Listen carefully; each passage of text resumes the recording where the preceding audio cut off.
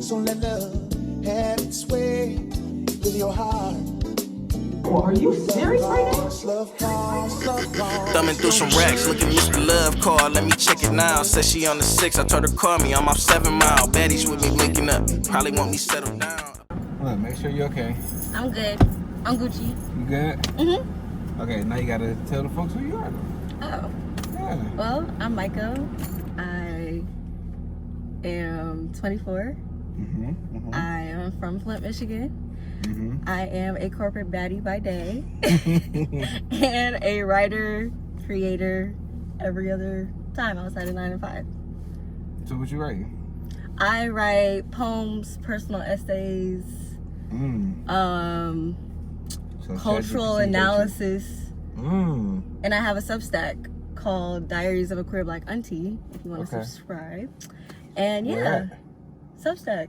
It's like a cool little app. It's its own world. For real? But Oh, first time here. Now I need to search it up. yeah. So before we get into your story and everything, how are you feeling lately? Like, what's going on? How you feeling? I feel good. I'm content. Like, I just graduated with my master's a month ago. So, clock that T. Clock that T. You hear me? You hear me? Yeah, I graduated with my master's. So, I'm like in this period of like actually resting because I've never been out of school before. So, this is very odd. But I'm just like kind of letting life unfold on its own. Like, you know, putting out my little feelers here and there on what I want to do next, but just like waiting around. And it's the first time I'm really approaching something with an idea of like who I am, but not an actual plan on like step 1, step 2, step 3. I like that. It's more so like unfolding on its own and just trusting the process. So yeah, it's cool. So when people ask what you do, how do you normally answer that question? It's very hard to describe what I do. Like my day job is very hard to describe because I think a lot of people don't realize systems are designed. Yeah. They're not like we just go into things and we just expect them to be how they are because that's just what we know. But so much of everyday life is actually fueled by data. And so I am a researcher at my core. And so I do both program evaluation and I do policy analysis, specifically around like maternal health and reproductive health care. And a lot of people just don't realize like how many times they go somewhere or like their age, where they live. All that stuff is being tracked and it's surveillance and it actually influences a lot of the decisions that are made. So I like being in the rooms with the people that make those decisions. I like that. So what would you tell somebody that don't know your job title? What would you say it is? I would say a research assistant. That would be like the formal job title that I would give them. Okay. So is it public health? No, my background is in public health, but I work in program of like research and evaluation. So what drew you to that? I said, what drew you to that? Because I think everything needs to be evaluated. Like we have to know if it's doing good or bad. Like everything needs to be analyzed. So much of the things that we do, we just put it out there and we're like, okay, let's see how it goes, and we put money into it. But do we actually know like the impact of how something is going? So I really like doing that because I was on the like advocacy side, like talking to people about different programs. I was really community centered and I still have those elements in my job, but I like being behind the scenes and seeing how everything is working to get to that part. No, I understand. I work in marketing, but like for my job, I do like a lot of the data and analytics stuff. I'm looking at numbers. I'm seeing what marketing plan works for us. Like what is the less? What's the most? Are we doing more of this or are we doing less of this? So it ain't health. Well, I do. Yeah, but it does. It is influenced by other things. Yeah, the data. A lot of people don't like to look at data. They don't, or they. I'm not gonna say they don't understand it, but I guess it's just a lot for them to see. Like everything. It can be overwhelming, but yeah. So you mentioned to me, not to the pod, being in the season of growth. What does that look like to you? I have no idea. I really have no idea. Okay. Because the person that I was like a year ago, I'm not her anymore. Mm-hmm. The person I was 2 years ago, I wouldn't even do that. Mm-hmm. So it's just, I have no idea. I'm kind of like figuring her out like every day. Okay. I know what I want her to be like. Okay. But just kind of trying to like align my habits and like everyday practices to be more like who I envision. Okay. You know, in a little bit. No, that's deep. That's deep. Yeah. So has like the definition of success changed for you since you finished school? Absolutely not. Yeah, No. Success for me is like I have big dreams. So definitely Big being goals. out of Michigan, you know, working more so in my field of policy, Okay. doing larger scale things. I definitely plan on going into global evaluation work in the future. But expanding like my writing, and I have dreams of becoming a doula. So wanting to help out with birthing processes. I have a friend that's a doula. Listen, everybody needs a doula. I can connect you with her. I'm down. I need more doulas in my life. I know a She's supposed to be on the lot. pod. Yeah. She's been like real busy with like her clients and stuff. She but- needs to come on here. The girls need to hear. They need to hear from her. But like, I have very big goals. So success hasn't changed for me at all. Okay. The pace and like what does it look like specifically, that's what I don't know. Okay. But the general framework is still the same. Yeah. That makes sense. That makes sense. So what's something that scares you, but you're trying to face it anyway right now? Failure.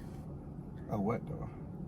I think in general, I'm very much a perfectionist. So like Really? making mistakes or like just not feeling like it's my best, that is something like I feel scared of, especially because I'm about to enter in something new and like graduating, especially with a master's, you're seen as like, you know what you're talking about. And it's like, actually, I really don't.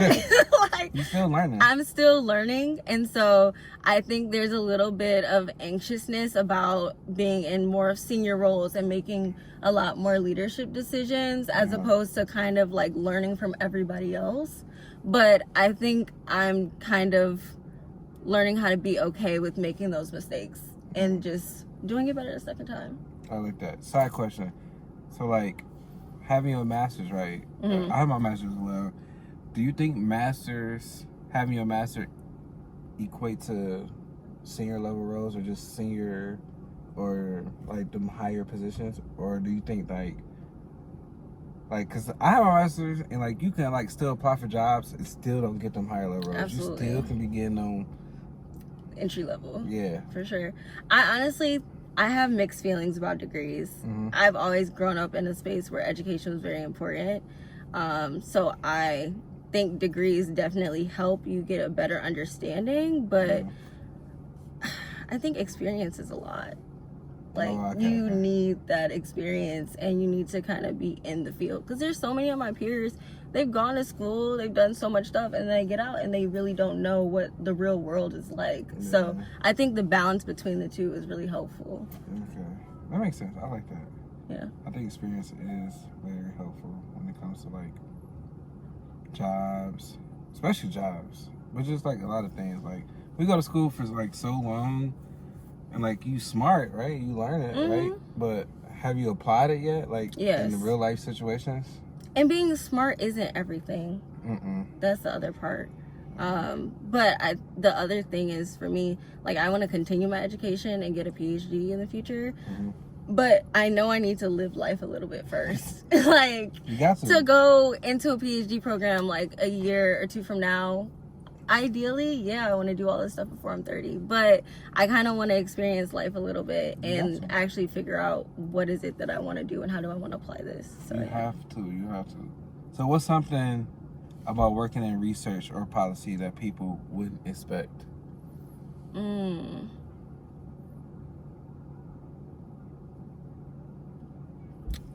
How important it is to be involved, and also how much Black people are actually studied.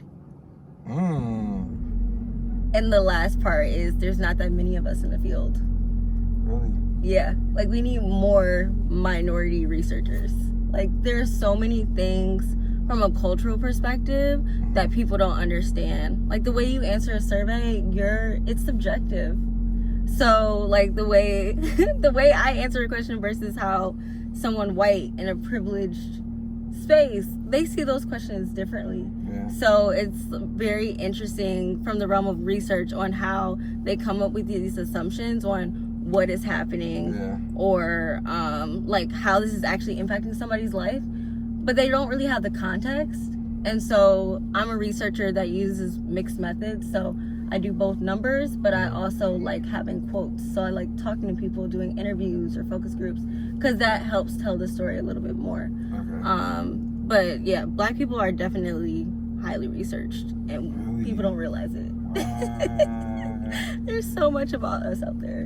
And being in Flint, I learned that very quickly because, you know, I started getting into the field when the water crisis was happening. So there was like research studies popping up like left and right, like clockwork. Because everybody wants to understand, well, how is this actually going to impact a Black person's life? That's crazy. Yeah. I need to do more research too, then. You do. So how do you balance what you do for work and who you are as a person right now?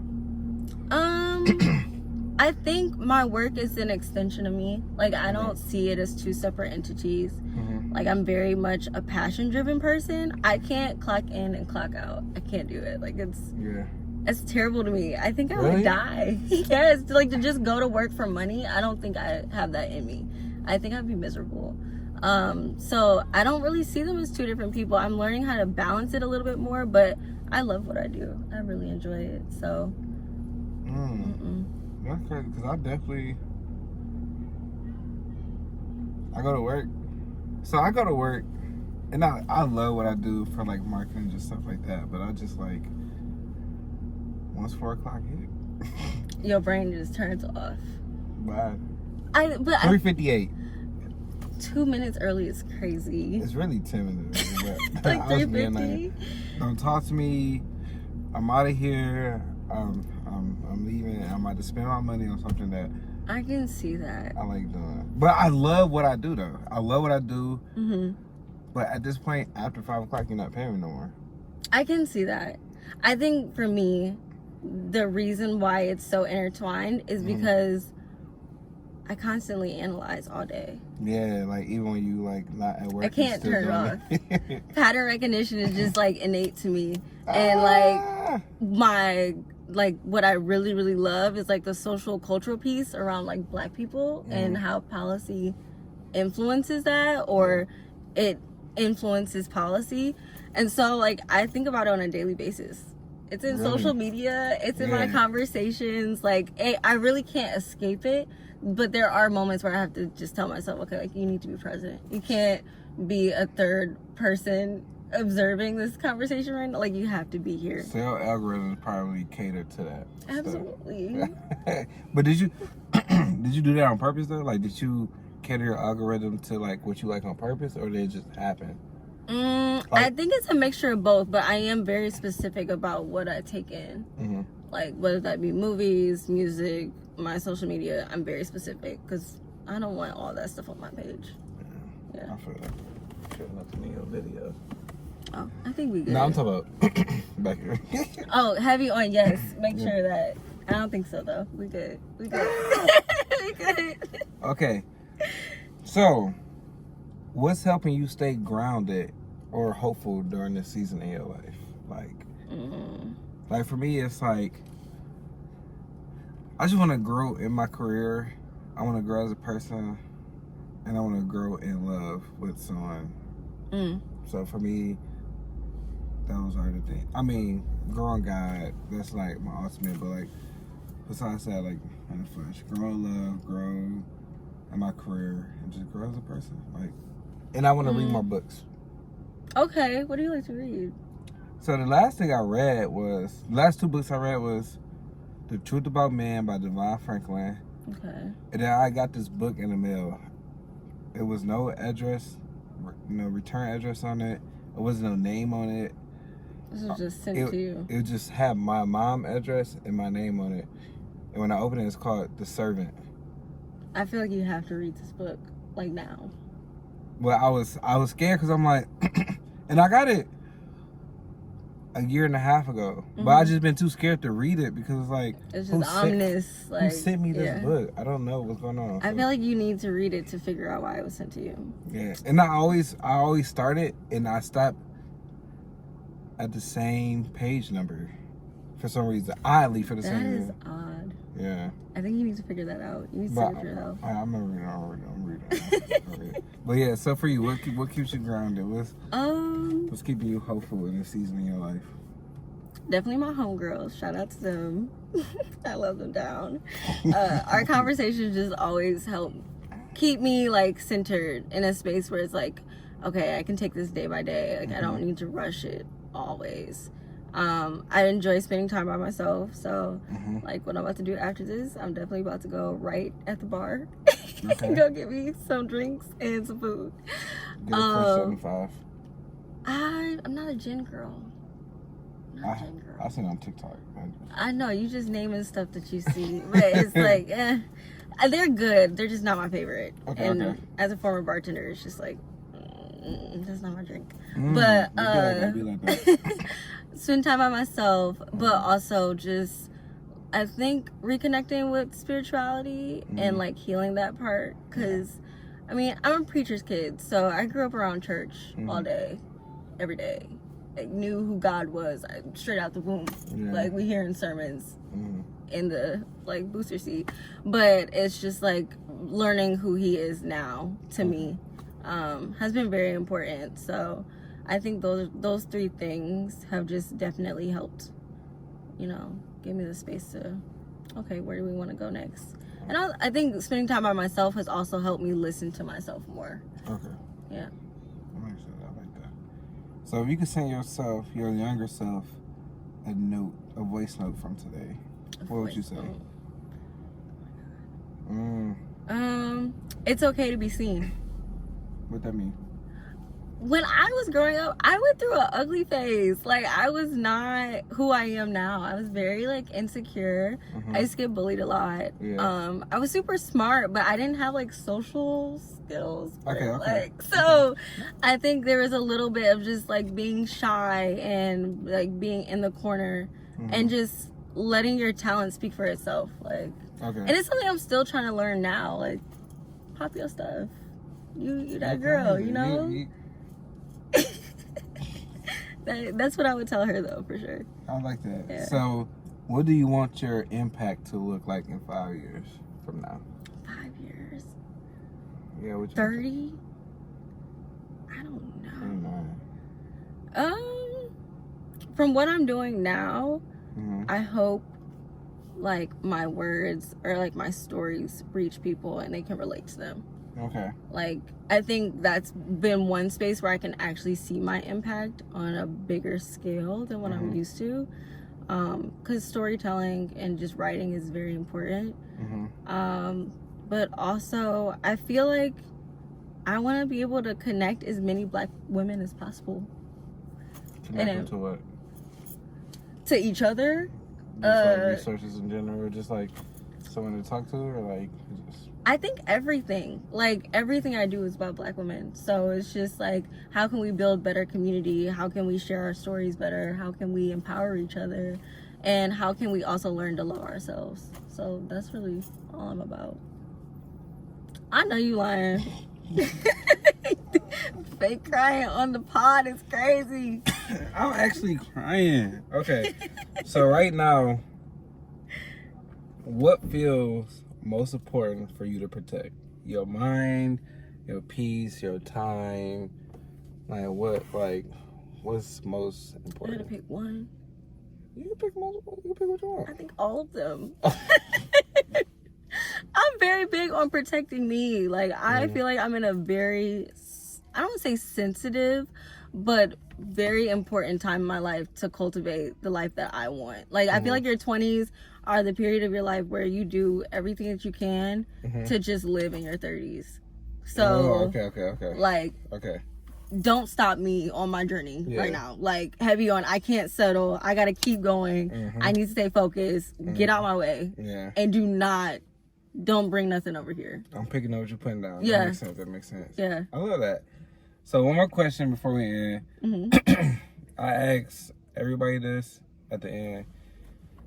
Tell yourself, your future self, something you want to manifest or you want to accomplish. Like for me, I want to have, I think this is my third time saying it. I want to have like, in like 1.5 years, endorsements for the podcast.